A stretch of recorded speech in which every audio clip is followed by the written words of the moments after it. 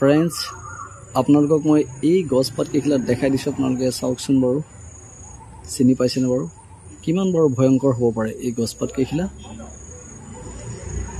কিন্তু এগৰাকী মহিলাই এগৰাকী মহিয়সীয়ে এগৰাকী কিন্তু সতীয়ে এই পাতকেইখিলাৰ যি আচলতে যন্ত্ৰণা এই পাতকেইখিলাৰ পৰা হ'ব পৰা যি যন্ত্ৰণা কষ্ট হেলাৰঙে তেওঁ কিন্তু সহ্য কৰিছিলে আমি কিন্তু নোৱাৰিম চাগে আমাৰ বহুত কষ্ট হ'ব আৰু ইয়াৰ লগত এক কৰুণ বেদনাদায়ক কাহিনী জড়িত হৈ আছে আপোনালোকক মই অলপ পাছতে দেখাই আছোঁ এক ঐতিহাসিক স্থান ঠাইৰ মাজলৈ মই আপোনালোকক লৈ যাম আপোনালোকে দেখা পাব এই পাতকেইখিলাৰ লগত সাঙুৰ খাই থকা এই কাহিনীটো সকলোৱে জানে কিন্তু মই আপোনালোকক দেখাবলৈ যত্ন কৰিম সেই ঠাইখিনি য'ত আচলতে সেই মহিয়সী নাৰীগৰাকী সতীগৰাকীক আচলতে দাহ কৰা হৈছিল সেই কৃত্য আচলতে সম্পন্ন কৰা হৈছিল সেই ঠাইৰ মাজলৈ আপোনালোকক মই লৈ যাম আহি থাকক মোৰ পাছে পাছে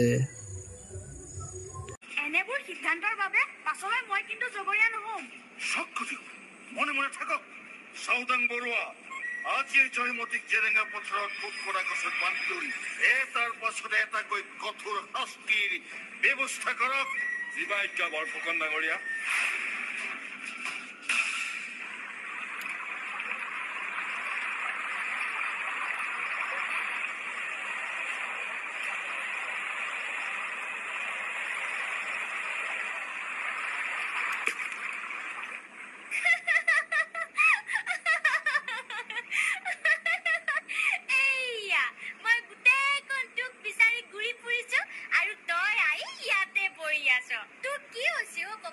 অনবৰতে এনেকে মনটো মাৰি থাকো যে নাই একো হোৱা নাই এইকেইদিনতেতো একদম গৰৰ মানুহৰ দৰে লাগি গ'ল সঁচাকে কচোন কি হৈছে তোৰ আচলতে কি জানা ডালিমী ঐ মই তোক তই বুলি কৈছো তই মোক তই বুলি কবি আকৌ আচলতে তোমালোকৰ এইয়া দেখিছানে বাৰু তাক আকৌ তহঁতৰ এই পাহাৰৰ মানুহবোৰ বৰ ভালো ইমান কম দিনৰ ভিতৰত তহঁতে মোক নিজৰ বুলি সাৱটি লৈছ লাজ লগা কথা কৈছ তই লাজ লগা কথা কি লাজ লগা কথা আৱতী বুলি কোৱা নাই তই কিন্তু বৰ দুষ্ট দেই মোক দুষ্ট বুলি নকবি ফ্ৰেণ্ডছ মই আচলতে বহুত কথা কোৱাৰ আচলতে প্ৰয়োজনীয় নাই আপোনালোকে এইখন বাৰু চাই লওকচোন কি লিখা আছে আমাৰ অসম চৰকাৰ প্ৰত্নতত্ত্ব সঞ্চালকালয়ৰ দ্বাৰা এইখন আচলতে স্থাপন কৰা হৈছে ইয়াতে চাই লওক ফাকুৱাদৌল প্ৰত্নতাত্ত্বিক স্থান জয়সাগৰ শিৱসাগৰ জিলা ফাকুৱাদৌল আহোম স্বৰ্গদেউ ৰুদ্ৰসিংহৰ 1696-1714 ৰাজত্বকালত নিৰ্মাণ কৰা হৈছিল অষ্টকোণ বিশিষ্ট এই স্থাপত্য ইটাৰে নিৰ্মিত মূল ভেটি অংশৰ 8টা কোণত একোটাকৈ অংগ শিখৰ আছে ইয়াৰ সৰ্বোচ্চ ভেটিত আৰোহণ কৰিবৰ বাবে চাৰিও দিশৰ পৰা 38টাকৈ খলপা থকা খটখটিৰ ব্যৱস্থা কৰা আছে দলটোৰ উচ্চতা 16.32 মিটাৰ এই স্থাপত্য আহোম ৰাজত্বকালৰ এক অনন্য নিদৰ্শন প্ৰত্নতত্ত্ব সঞ্চালকালয় অসম আমবাৰী গুৱাহাটী আৰু ইয়াত ইংৰাজীটো লিখা আছে আপোনালোকে চাই ল'ব পাৰে ফ্ৰেণ্ডছ মই এতিয়া ক'ত উঠি যাম আপোনালোকে চাব দেই মই কিমান ওপৰলৈ গুচি যাম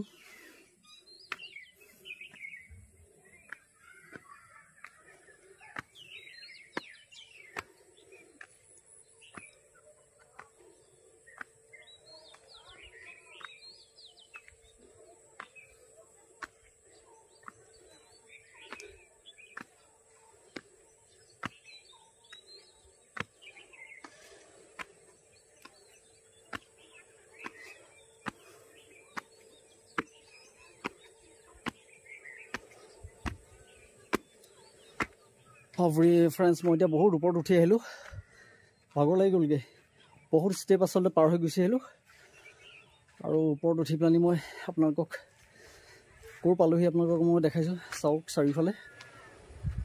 চাৰিওফালৰ পৰা মই এটা ইয়াৰ ভিডিঅ' দেখাবৰ বাবে চেষ্টা কৰিছোঁ আপোনালোকক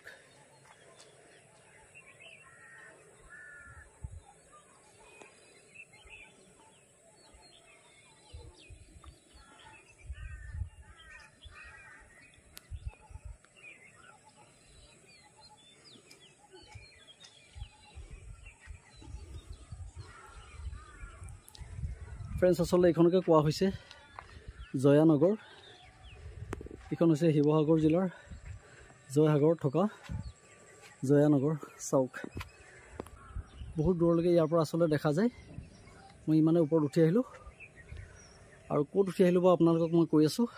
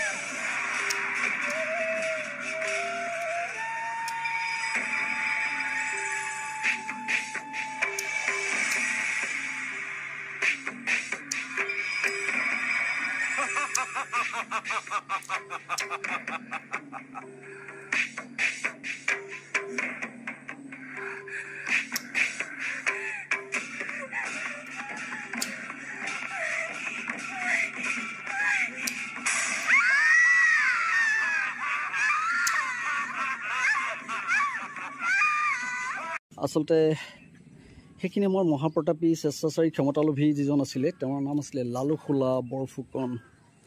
আৰু লালুখোলা বৰফুকনে এক বিশাল আয়োজন কৰিছিলে, ষড়যন্ত্ৰ কৰিছিলে যাতে ৰাজকোঁৱৰসকলৰ অংগক্ষত কৰি পেলানি নিজৰ ক্ষমতা আগলৈ যাতে বৰ্তাই ৰাখিব পাৰে।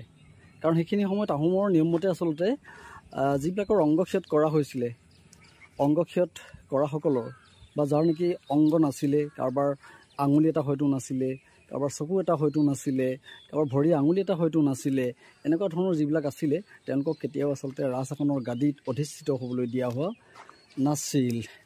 গতিকে লালুখোলা বৰফুকনে সেইকাৰণে আচলতে নিজৰ ক্ষমতালোভী সেই চৰিত্ৰ উদঙাই পেলানি কি কৰিছিলে, আমাৰ যিবিলাক ৰাজবংশৰ ৰাজকোঁৱৰ আছিলে, ৰাজকোঁৱৰসকলক এজন এজনকৈ ধৰি পেলানি অংগক্ষত কৰা হৈছিলে আচলতে। কিন্তু এজনক পৰা নাছিলে, আপোনালোকে নিশ্চয় জানেই, তেওঁ আছিলে টুংখুঙীয়া ফৈদৰ গদাপাণি। আৰু গদাপাণি পাছত আচলতে তেওঁ গদাধৰ সিংহ নাম লৈ পেলানি আহোমৰ ৰাজপাটত বহে। আৰু এইটো আপোনালোকে দেখা পাইছেই, মহাসতী জয়মতীৰ মৈদাম হয় এইটো। মহাসতী জয়মতীৰ মৈদামটো আচলতে এতিয়াও যিটো অৱস্থাত আমি দেখা পাইছোঁ সঁচাকৈ বৰ দুখ লাগিছে।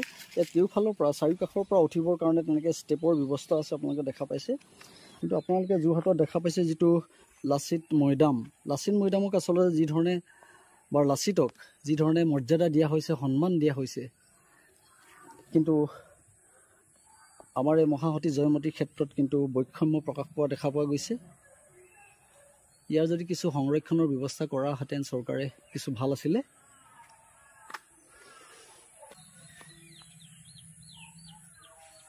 কেইফালৰ পৰা মই আপোনালোকক দেখাই গৈছোঁ, চাই যাব মৈদামটো। মৈদামৰ জৰাজীৰ্ণ অৱস্থা।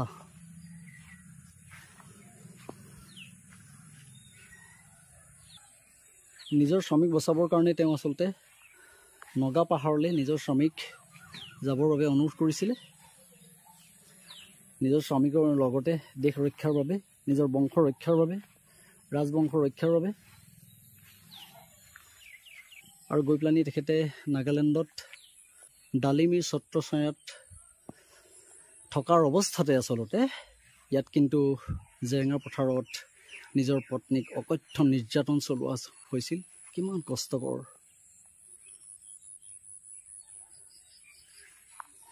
আৰু তেওঁ এই কথা গম পাই পেলানি নাগা পাহাৰৰ পৰা নগাৰ ভেগ ধৰি পেলানি নিজৰ পত্নীৰ ওচৰলৈ আহিছিলে আৰু পত্নীক নিজৰ স্বামীৰ কথা কৈ দিবলৈ কৈছিলে, অৰ্থাৎ নিজৰ কথা কৈ দিবলৈ কৈছিলে ক'ত আছে।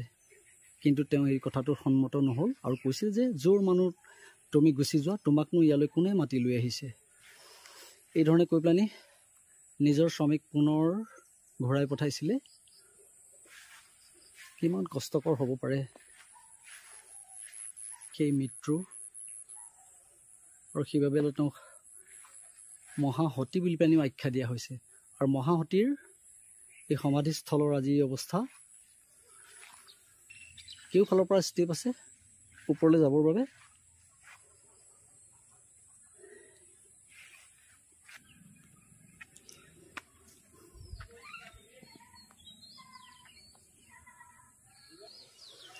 কেউফালে ঘৰ আছে তাৰ মাজতে এই সতী জয়মতীৰ সমাধিস্থল এইবিলাক আচলতে জহি খহি গ'ল দেখা পাইছে আগত এইটো অৱস্থাত নাছিলে ৰুদ্ৰসিংহই এইটো নিৰ্মাণ কৰিছিলে মাকৰ স্মৃতিৰ যুগমীয়া কৰিবৰ বাবে আৰু ওচৰতে আমাৰ জয়সাগৰ পুখুৰী আছে আৰু এই নিচেই কাষতে আছে ৰংগনাথ মন্দিৰ ইয়ালৈ আহিলে আপোনালোকে ৰংগনাথ মন্দিৰ চাই যাব পাৰিব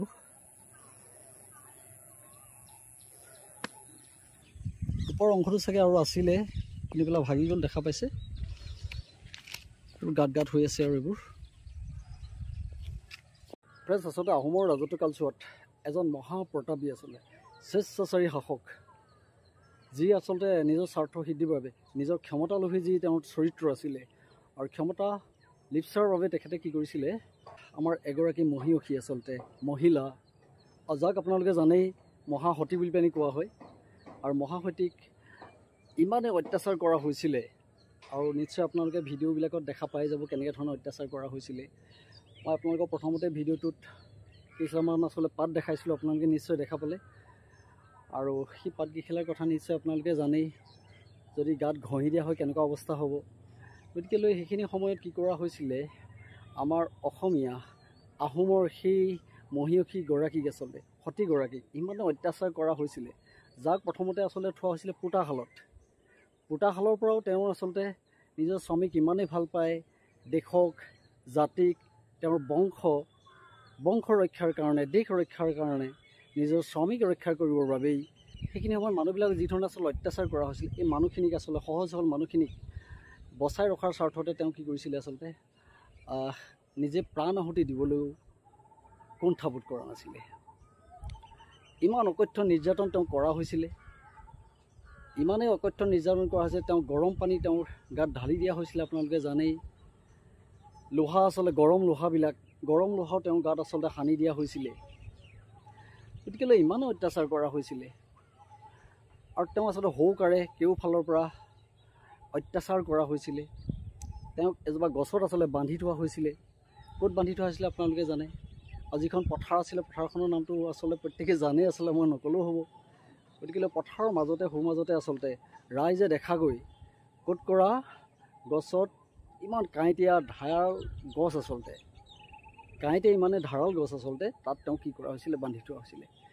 ইমান অকথ্য নিৰ্যাতন নাৰীৰ ওপৰত কেতিয়াও সহ্য কৰিব পৰা নাযায় এইগৰাকী হৈছে মহাসতী জয়মতী এতিয়া মই আছোঁ ক'ত আপোনালোকে দেখা পাব মই আপোনালোকক ওপৰৰ পৰা তললৈ কেওকাষ মই দেখাই যাম আৰু য'ত এতিয়া আছোঁ আপোনালোকে গম পাই যাব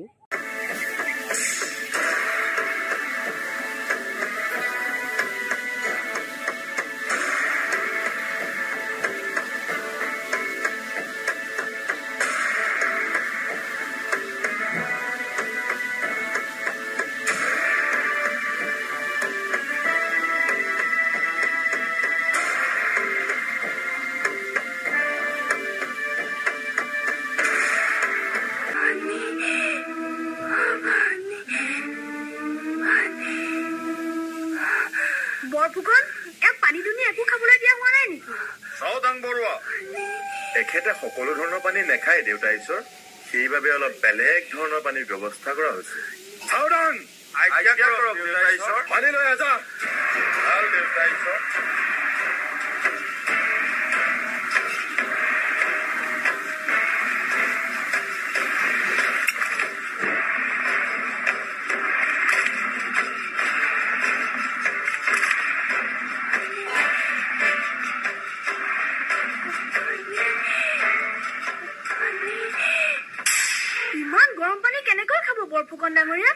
সাউদাং বৰুৱা স্বৰ্গৰ ঈশ্বৰক দেখুৱাই দিয়কচোন তাই কেনেকৈ ইমান গৰম পানী খাব পাৰে ঐ কি চাই আছ ঢালি দে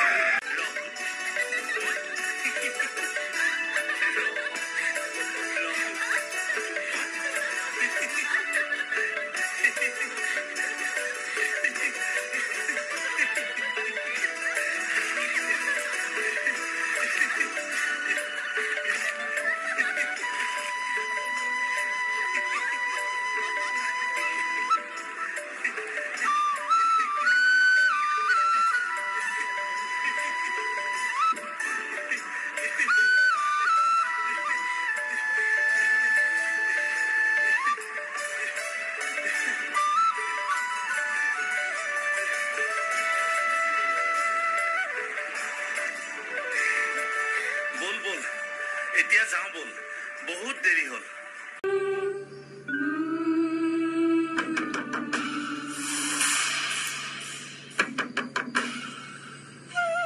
ঐ মানুহজনী, কি নিমিত পৰা ইমান কষ্ট খান ভুগিছে? তাই খান কি সুধিছে কবি না?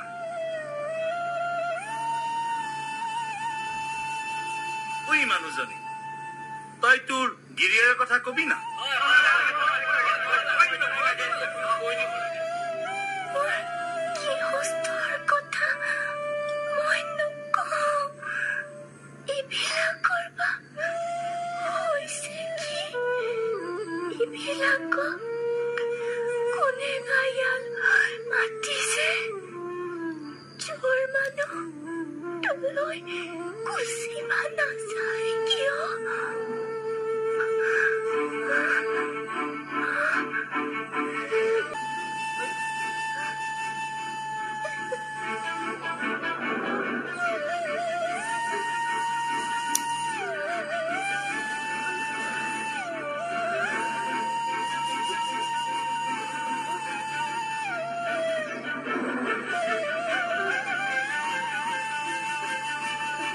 আপোনালোকে দেখা পাইছে এইবিলাকো নিশ্চয় ষ্টেপেই আছিলে। চাওক গোটেইবিলাক ভাগি গ'ল এইবোৰ। আমাৰ বাৰু মহিলাসকলে ভাবকচোন বাৰু নিজৰ শ্ৰমিক কিমান ভাল পায় বাৰু। ভাবক আমাৰ মহাসতী জয়মতীৰ কথা আচলতে ভাবিব নোৱাৰি দেই। নিজৰ স্বামীকো ইমান ভাল পাইছিলে, নিজৰ বংশ ৰক্ষাৰ কাৰণে, নিজৰ জাতিক ৰক্ষাৰ কাৰণে, নিজৰ দেশ ৰক্ষাৰ কাৰণে তেওঁ নিজৰ জীৱন আচলতে বলিদান দিবলৈ কুণ্ঠাবোধ কৰা নাছিলে। 14 দিন অকথ্য নিৰ্যাতন ভাবিব নোৱাৰি। চাওক দেখা পাইছে লালুখোলা বৰফুকনে কিমান যে অত্যাচাৰ চলালে তেওঁৰ ওপৰত চাউদাং লগাই। কিন্তু ল'ৰা ৰজা নামতহে আৰু ল'ৰা ৰজা সেইখিনি সময়ত য়েছ মেম্বাৰ আছিলে, মাত্ৰ 14 বছৰীহে আছিলে আৰু তেওঁ 14 বছৰীয়া ৰজা আহোমৰ। এইবিলাক ভাগি এদাই হ'ল। চাৰিওফালে ষ্টেপ কেইটামান আছে আৰু 4টা ষ্টেপ আছে উঠিবৰ কাৰণে। সেই 4টা অলপ ভাল হৈ আছে আৰু এতিয়া। ফ্ৰেণ্ডছ, মই এতিয়া জয়াক শ্ৰদ্ধা জনাই অকণমান জয়াৰ গান এটা, সকলোৱে চিনাকি গীত অকণমান গাই দিম, নিশ্চয় শুনিব। ভাগৰি জুগৰি গৈছোঁ কিনো গান গাম আৰু তথাপিতো আৰু জয়া নাই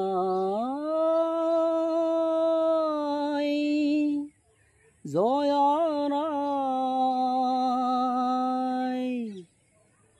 অসমীয়াৰ চেনেহৰ যি সতী জয়মতী নাই জয়া নাই জয়া নাই জয়া নাই জয়া নাই। Thank you. ভিডিঅ'টো সম্পূৰ্ণ চোৱাৰ বাবে অশেষ ধন্যবাদ জনাইছোঁ সকলোকে, আৰু নিশ্চয় সকলোৱে ভালে কুশলে থাকক, একে কামনা কৰিছোঁ।